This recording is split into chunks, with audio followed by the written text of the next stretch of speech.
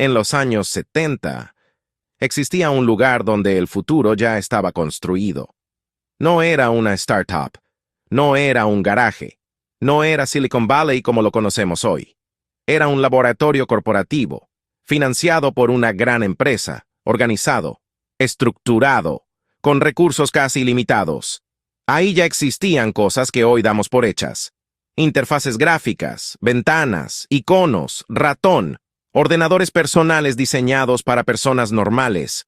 Todo eso ya estaba inventado, funcionando, probado, listo. Pero hay un problema.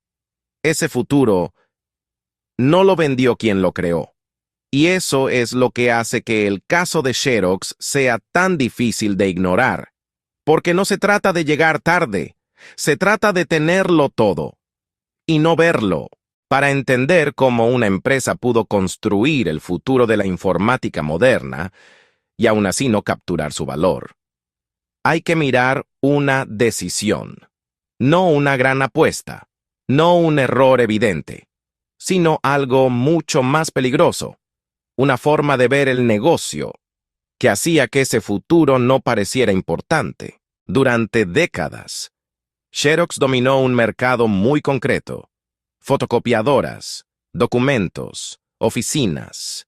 Era una empresa enorme, rentable, estable, con una posición dominante. Y como muchas empresas en esa situación, decidió invertir en investigación. Pero no en cualquier tipo de investigación. Investigación avanzada, a largo plazo, sin presión inmediata de negocio.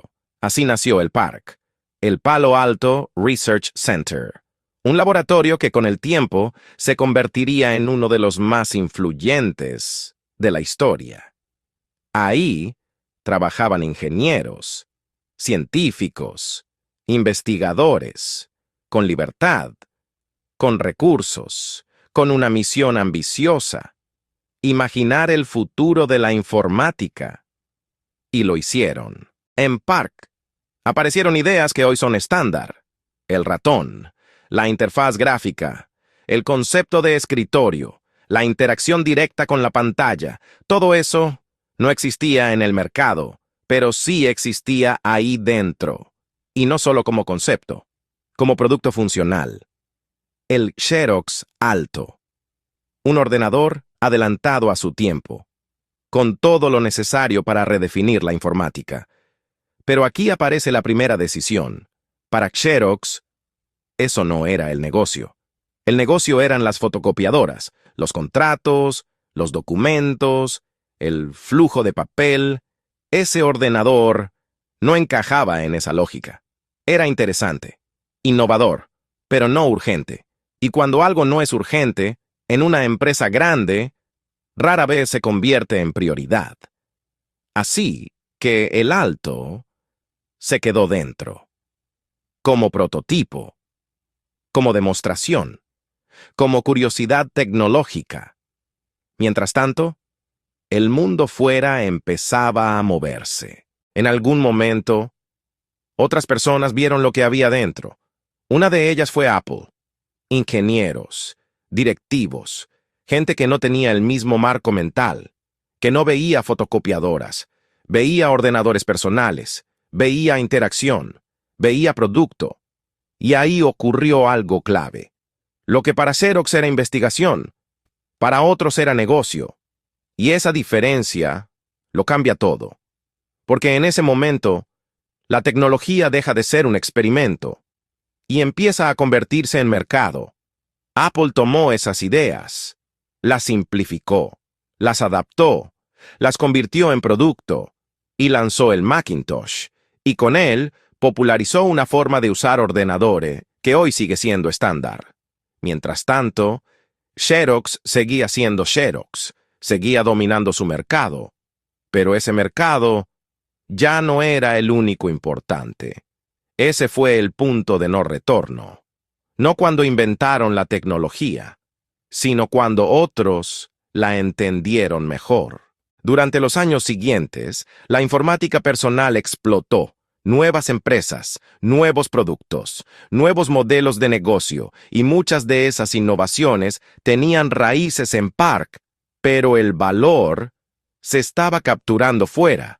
Apple crecía. Más tarde, Microsoft llevaría ese modelo aún más lejos. Interfaces gráficas, sistemas operativos, escala global. Mientras tanto, Xerox seguía en su negocio. Rentable, sí, pero desconectado de la nueva capa de valor. Porque el dinero ya no estaba solo en el hardware, ni en las máquinas. Estaba en la experiencia, en el software, en el ecosistema. Y ahí, Xerox no tenía posición. No porque no tuviera tecnología, sino porque nunca la trató como negocio. Ese es el matiz clave. Pero hay una parte de esta historia que suele pasarse por alto, y es lo que ocurre cuando una empresa innova, pero no cambia su forma de ganar dinero. Porque el problema de Xerox no fue técnico, no fue falta de talento, no fue falta de recursos, fue algo mucho más sutil, el modelo de negocio. Durante años, Xerox había ganado dinero de una forma muy concreta, vendiendo máquinas, vendiendo contratos, vendiendo servicios alrededor del papel, y todo lo que no encajaba en ese sistema no parecía prioritario. El ordenador del futuro no generaba ingresos inmediatos, no encajaba en el modelo, no mejoraba el negocio existente, y eso lo convertía en algo secundario. Ese es el punto clave, porque muchas innovaciones no fallan porque sean malas, fallan porque no encajan en cómo la empresa gana dinero. Y eso crea una fricción interna. Los equipos de investigación pueden ver el futuro, pero la empresa solo actúa sobre lo que encaja con su presente. Y cuando ese desfase se hace grande, el resultado es predecible. El futuro se desarrolla, pero en otro lugar. Eso fue exactamente lo que pasó. Xerox construyó la base, pero no construyó el negocio. Y cuando otros lo hicieron, ya no competían por ideas.